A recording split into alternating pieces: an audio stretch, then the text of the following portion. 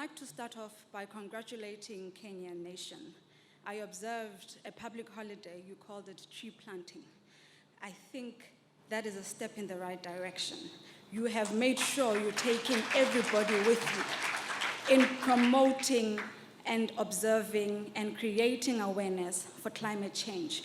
I do believe you will reach your goal of planting 15 billion trees within the next 10 years if you remain consistent. Congratulations to you all Kenyans. I did enjoy that today. The Federation of Engineering Organization within the African continent stands for a beacon of unity, a beacon of collaboration and progress across the entire continent. And with that, we understand that as a structure, we have a lot of work to do. We have a lot of work to do in ensuring there's harmony in terms of our standards, in ensuring that we leverage from one another, in ensuring the skills is transferred, Your Excellency. And I do believe that as a federation, I would like the Kenyan Engineering Society to understand that we are here to listen. We are here to support. But not only that, we are also here to plead with yourselves as our leader to continue supporting the institution of the engineers of Kenya. As the President-elect of FAYO, it would be remiss of me to only identify the brains in this room, Your Excellency. We do have technologists, we do have technicians, and I would like to encourage the engineers in this room to start collaborating. We are not going to get it only on our own as engineers. We are taught different skills across the board. We need one another. Let us start collaborating so that the next time we have this, there is power in masses, there is power in numbers. We can achieve a lot more. And let me tell you, as engineering professionals, I promise you, if we can unite, you will see an engineering professional in cabinet because we have the numbers. So let us think different. Let us think different and we can certainly achieve it. As the FAYO President-elect, I do promise that within FAYO, we will establish a political desk. I have heard that our professionals would like to participate in politics. I have heard that our professionals would like to take part in policy making, and I promise and I encourage all of you to do so. What we will do from our side is create an enabled environment for you to achieve that. Thank you very much, Your Excellency. Thank you very much, Kenyans. To host the 18th General Assembly of the World Council of Civil Engineers, and our President has just given his remarks. Further, Your Excellency, Kenya sits at the Executive Council of the World Council of the World Federation of Engineers, and we have Engineer Matalanga Nathaniel representing all the national members of Africa there. Your Excellency, as a key stakeholder, engineers have participated in the Affordable Housing Forum in such rich and valuable manner right from the pre-tendering stage. We are grateful to the government for according us this opportunity together with the industry sector players. It is envisaged that the affordable housing projects will go a long way in just improving the socio-economic status of our citizens, but also to open up employment opportunities to our engineering students, graduate engineers for internships and training, and of course for industrial attachment for our university students. The Institution of Engineers of Kenya has constituted various technical working groups to address the urgent and emerging applied sciences based on economic and social issues, both at the local and international level. This includes Manufacturing Technical Working Group, and this is supposed to drive innovation.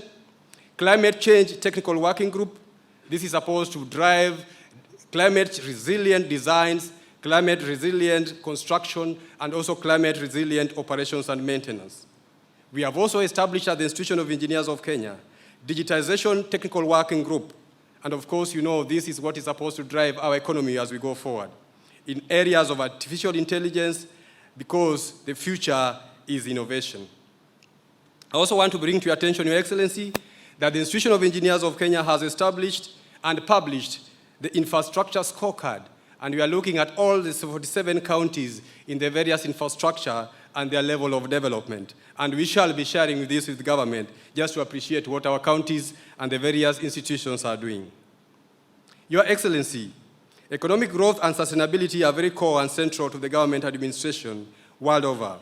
The major drivers for our developed economies all over the world is infrastructure development. Infrastructure is conceptualized, designed, implemented, operated, and maintained by these professionals that are here today. It is in this basis that the Institution of Engineers of Kenya makes a passionate appeal for the creation of Executive Engineering Advisory Council that is supposed to sit at the presidency. And I can assure you, these members seated here from the various disciplines of engineers would be able to assist the government on issues to do with infrastructure. So we are making this passionate appeal that we have this creation of the Executive Engineering Advisory Council, which is also similar to the Economic Advisory Council that sits at the presidency, and we will be able to work together to move this country in the right direction. Your Excellency, sir, we also want to request the full implementation of the 40% local content. When you look around in this country, there are several major projects that are being undertaken, and it has come to our attention that even menial jobs, like the artisans, like the welders, like even traffic controllers, are actually being imported from other countries when we have young, energetic people who can be able to do that. We want to request that we reserve these particular opportunities for the TVET institutions that are churning out these numbers so that they can be able to move forward. On issues of pending bill, I want to take this opportunity to thank government, because last week there was a formation of a technical committee that is supposed to look at the pending bills. I can assure you, Your Excellency, that most of our consulting engineers fall within that particular bracket of the 60 billion. And most of these consulting engineers provide opportunities for the young people to train, for the young people to graduate and also get employment opportunities. And we believe that once we are able to clear these pending bills, then the consulting engineers will be able to get an opportunity to drive their economy. Your Excellency, I wish to thank you for joining us for this convention. This is a testament of the high regard by the Kenya Kwanza government on engineers. His Excellency the President was with us in June for the Engineering Partnership Convention this year. We are also glad that over 20 engineers have been appointed in various high-level positions by His Excellency the President. The fruits of these appointments and the proper policies to support the professionalism will ensure the realization of the bottom-up economic transformation agenda. Your Excellency, at the Engineers Board of Kenya, we believe we must focus on developing engineering capabilities. Engineers are the driving force behind national projects, and their expertise and ingenuity are instrumental in shaping our nation. We must deliberately invest in their training, skills development, and knowledge enhancement to ensure that they are equipped to focus the challenges of the 21st century. The policies will see enterprises that produce local products emerge to expand, creating jobs, wealth, and transform the lives of ordinary Kenyans. It is for this reason, Your Excellency, that the board is keen on the entire value chain of engineering education, training, and practice. A proper education sets a basic standard for having a good engineer in training and practice. The board is therefore keen on ensuring engineering curricula at our universities meet the standards of producing a graduate engineer with the required minimum competencies. The board is therefore seeking our own government approach in ensuring the program accreditation framework is reviewed and harmonized within the stakeholders. The harmonization of engineering education standards will be critical in the bid of Kenya to accede to the Washington Accord. And Your Excellency, I want to inform you that in this continent of Africa, only 2 countries have achieved this accreditation: South Africa and Nigeria. We hope and are working very hard to be the third, hopefully by next year. That will enhance mobility and competencies of local engineers in the global liberalized market. And some of the tangible benefits, Your Excellency, will be like our universities becoming centers of excellence and attracting international students, and also our faculty being attractive globally, where they go and be external examiners and take short-term consultancy and teaching attainments.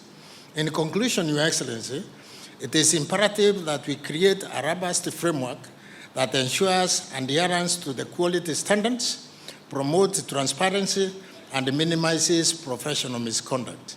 By doing so, we can build an infrastructure that is resilient, sustainable, safe, and capable of withstanding the challenges posed by climate change, like we are already witnessing in parts of this country. We therefore seek your support in building such needed engineering technical capacities in the counties to ensure their projects are approved and supervised by professional engineers. In that note, I wish to stress the need of registering of projects by engineers to ensure quality and accountability is achieved.